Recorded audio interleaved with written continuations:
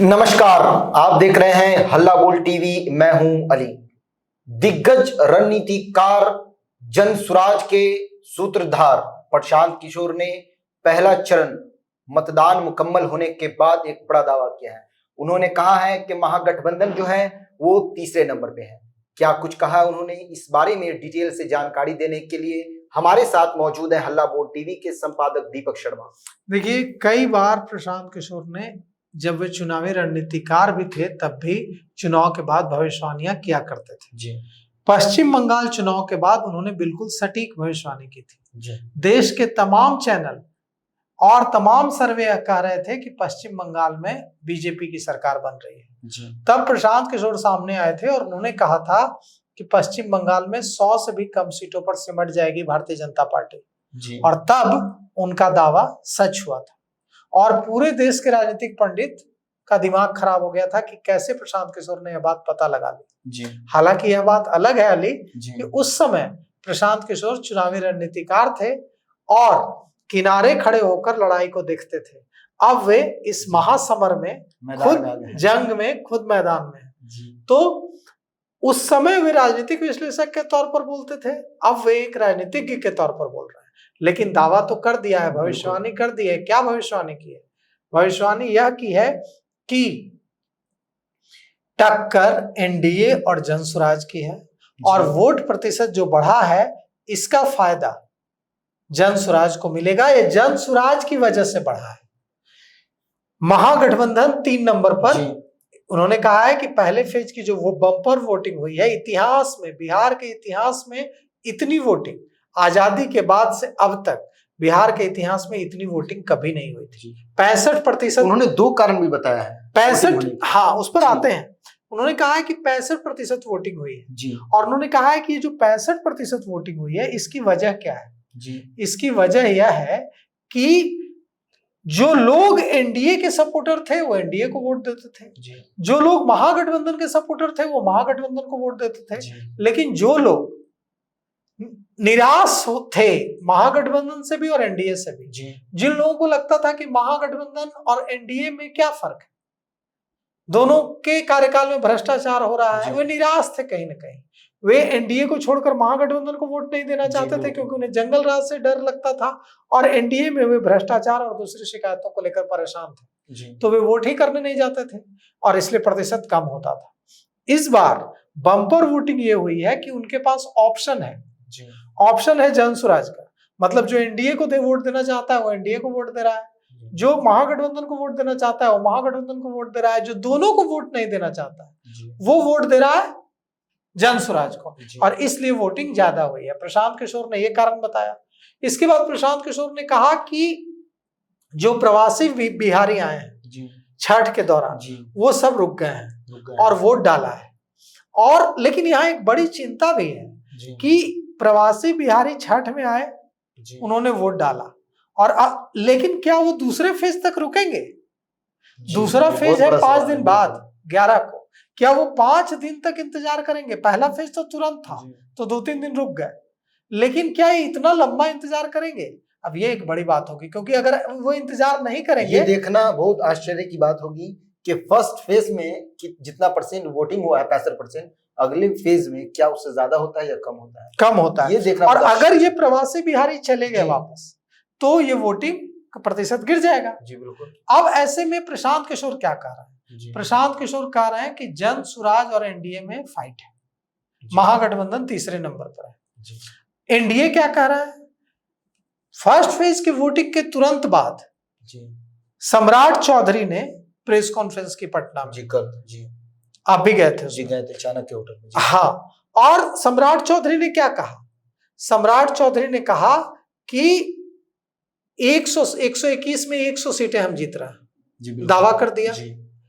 उसके बाद महागठबंधन की तरफ से तेजस्वी यादव ने दावा किया कि बम्पर वोट पड़े हैं महागठबंधन को और महागठबंधन एकदम क्लीन स्वीप ले रहा है। उन्होंने ये तो नहीं बताया सम्राट चौधरी की तरह कि 121 में से 100 जीतेंगे कि 50 जीतेंगे, लेकिन ये जरूर कहा कि एकदम लहर चल रही है बदलाव की और हम जीत रहे हैं। फर्स्ट फेज में हमने बाजी मार ली। अब जनसुराज की बात करते हैं, दोनों की बात कर ली। अब जनसुराज के सूत्रधार प्रशांत किशोर नई बात कर रहे हैं। वे कह रहे हैं कि एनडीए और जनसुराज की लड़ाई है, महागठबंधन तो है ही नहीं पिक्चर में, ये तो 3 नंबर पर है। जी बिल्कुल। चुनावी विश्लेषक बता रहे हैं कि एनडीए बिहार में त्रिकोणीय मुकाबला है, एनडीए, महागठबंधन और जनसुराज।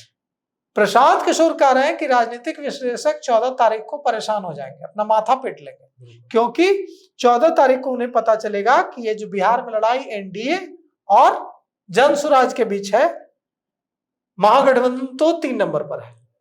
अब देखिए यहां पर यह बड़ा सवाल है कि क्या यह सच है कि बम्पर वोटिंग प्रशांत किशोर की वजह से हुई? क्या यह सच है कि बम्पर वोटिंग इसलिए हुई क्योंकि एक नई पार्टी का विकल्प मिला है जनता को? क्या इसलिए हुई कि साफ सुथरी छवि के लोगों को उम्मीदवार बनाया प्रशांत किशोर ने? ये कई सारे सवाल हैं जिनका जवाब हमें 14 को मिल जाएगा, क्योंकि बाहुबली खड़े हैं 2-2, मान लीजिए एनडीए और गठबंधन से किसी सीट पर, वहां पर जनसुराज ने डॉक्टर, जनसुराज ने शिक्षक, जनसुराज ने रिटायर्ड आईपीएस को टिकट दिया है, जिन पर कोई दाग नहीं, कोई धब्बा नहीं, तो एक ऑप्शन तो दे दिया है। अब तक पार्टियां कहती थी कि हम बाघ के सामने बकरी नहीं बांध सकते, मतलब एक बाहुबली लड़ रहा है तो उसके सामने बाहुबली ही खड़ा करना पड़ेगा। हम ऐसा नहीं कर सकते कि उसके सामने साफ सुथरी छवि के प्रत्याशी को देकर उसके जीतने की राह आसान कर दें। प्रशांत किशोर ने कहा कि हम बाहुबली के सामने साफ सुथरी छवि का प्रत्याशी देंगे, और अब जनता को तय करना है कि वो बाघ को जिता करके 5 साल तक बाघ के मुंह का निवाला बनेंगे, या साफ सुथरी छवि के व्यक्ति को वोट करके उसे मजबूत करेंगे और अपना विकास करेंगे बिहार में। अब मैंने प्रशांत किशोर से यह सवाल पूछा था, जो मेरी खास बातचीत हुई थी जब उन्होंने दूसरी सूची जारी की थी, तब मैंने उनसे पूछा था कि आपने बाहुबलियों के सामने पढ़े लिखे लोगों को उतार दिया है, लेकिन जिताइएगा कैसे? अब तक तो बिहार में कहा जाता था कि बाहुबली को बाहुबली ही टक्कर दे सकते हैं, बाहुबली को साफ सुथरी छवि के, बाहुबली के सामने साफ सुथरी छवि के उम्मीदवारों को खड़ा करने का मतलब है कि चुनाव जीतने का, उन्हें पूरी जीतने की गारंटी दे देना। तो उन्होंने कहा कि अब यहां से मेरा काम खत्म होता है। मैंने जनता कहती थी बिहार की कि हम क्या करें, सब तो राजनीति में चोर, बदमाश, डकैत, लुटेरे हैं, साफ सुथरी छवि का तो कोई है ही नहीं। मैंने जनता को ऑप्शन दिया कि ये देखिए साफ सुथरी छवि के प्रत्याशी हैं। उनका कहना है लुटेरे का मुकाबला वो कैसे करें वो खुद जाने। हाँ, ये कहना है उनका नहीं, उनका कहना है कि अभी जनता का काम है जी।